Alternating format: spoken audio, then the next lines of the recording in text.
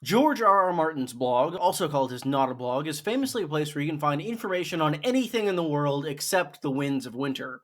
You can find information on new Wildcards books. You can find information on the Game of Thrones spin-off shows. You can find information on dinosaurs or football or whatever else. But very rarely will we actually get tidbits on the next book in the A Song of Ice and Fire series. But what if there was a time when he actually did talk about the Winds of Winter? What if there were entire blog posts dedicated to that concept, to the idea of discussing the development of this next and long anticipated novel? Well, in July of 2022, that was the case. George R. R. Martin posted a blog post, if I'm being redundant, which I always am, where he titles it The Winter Garden, and he goes into detail as to a number of elements of the next book in A Song of Ice and Fire. And today, I'm going to examine this post, see what we can glean from it, and examine the information we've learned since this post, and overall give some idea of where I think he's at with Winds of Winter.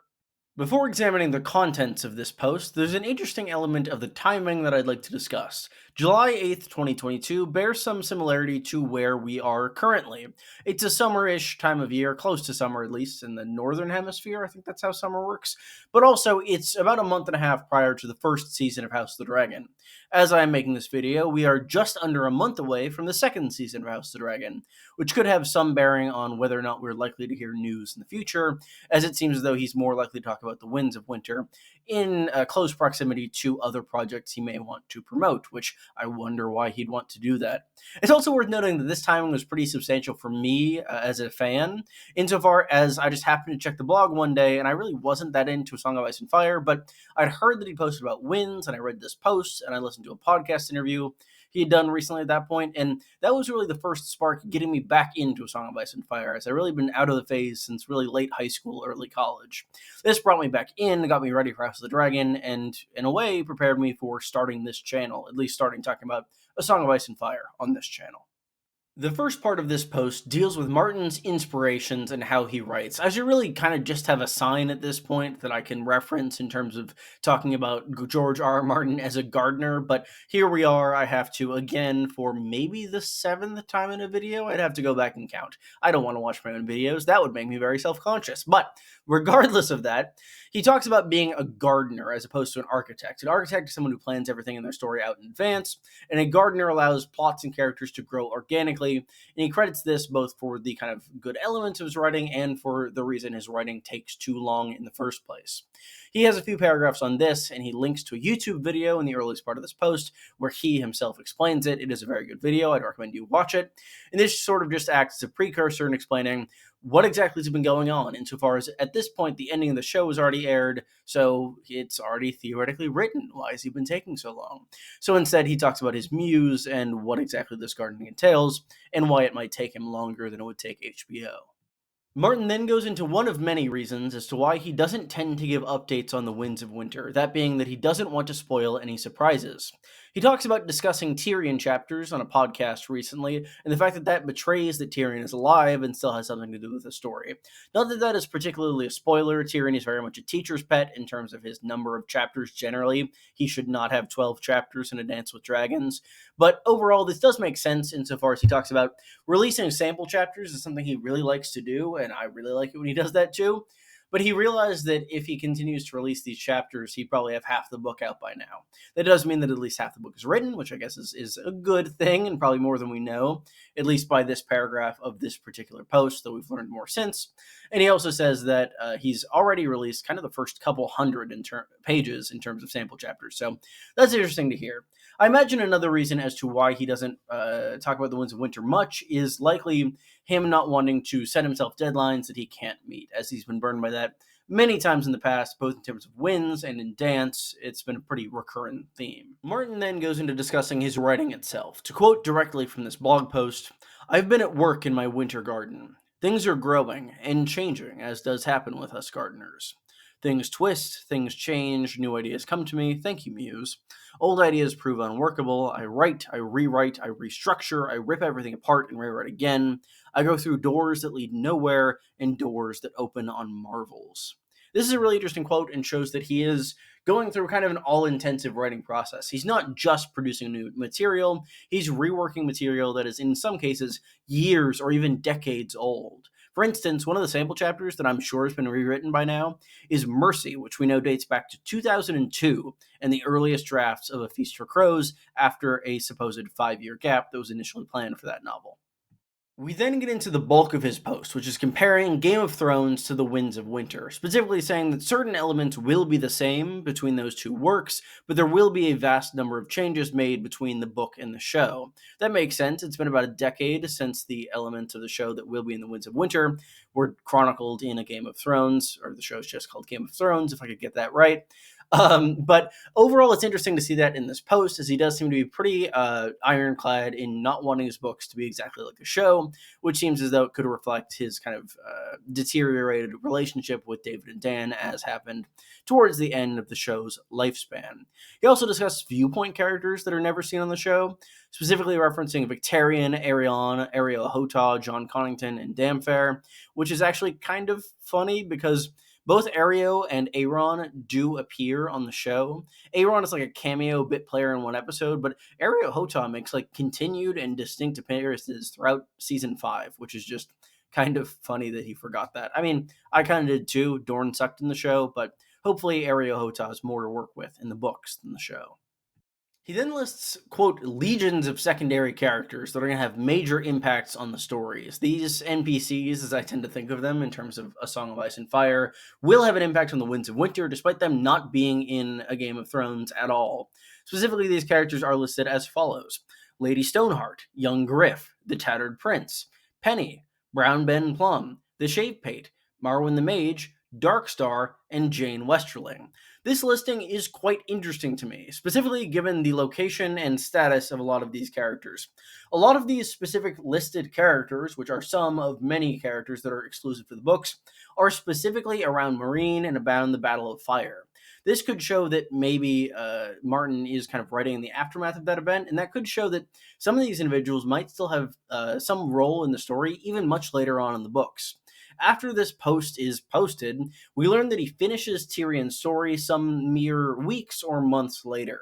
Given that fact, and given the fact that he was working on Tyrion just before and after this post was completed, it seems as though certain characters that are involved in Essos and in Meereen might stay with Tyrion for at least some of the story and still be present through his current writing.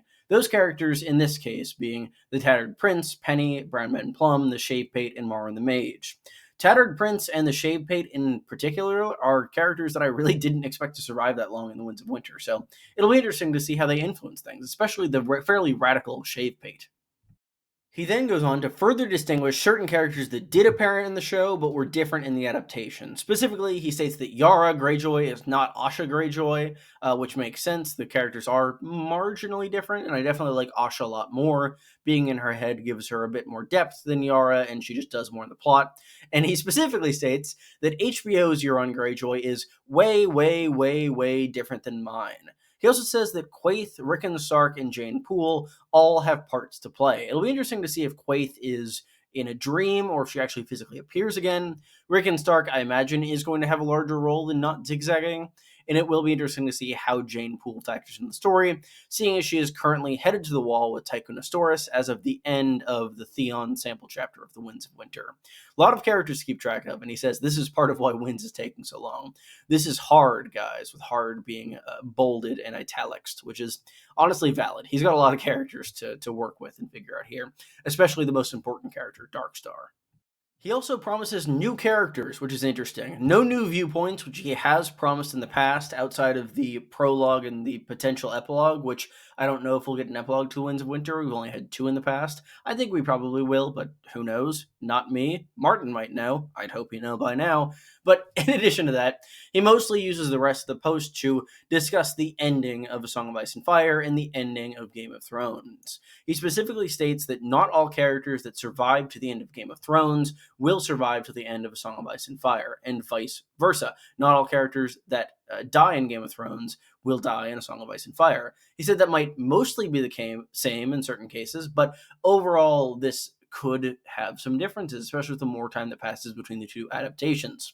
He finishes the post by saying, "Oh, well, I'm sure people will debate between which ending is better for years to come. I don't really think there will be much of a debate, as the show was a train wreck in the end, and I can't imagine any ending to the books that actually exists being worse than the show, though the book ending not existing, which does seem more and more likely these days, is still bad."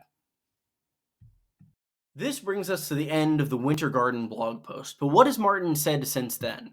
The answer is not a lot, but what we have heard has been a bit substantial, at least in somewhat old fashion. That being, immediately after the first season of House of the Dragon, Martin went into a mini little press tour where he appeared on some talk shows and podcasts, what have you.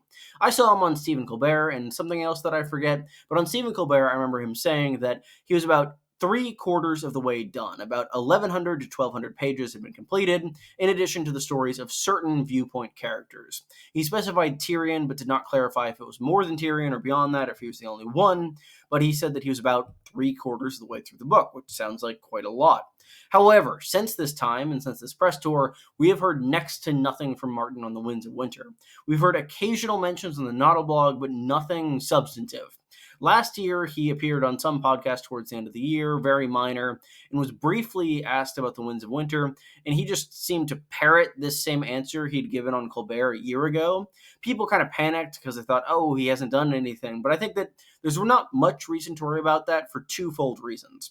One, he could be editing and rewriting during that time, and two, I don't necessarily think that number that was given at the end of 2023 is accurate. I think that it was just kind of him being caught off guard and just reverting to what he said in 2022 to not kind of overplay his hand and oversell things. I think there are a number of other factors that could be viewed more positively than any other explicit details so far.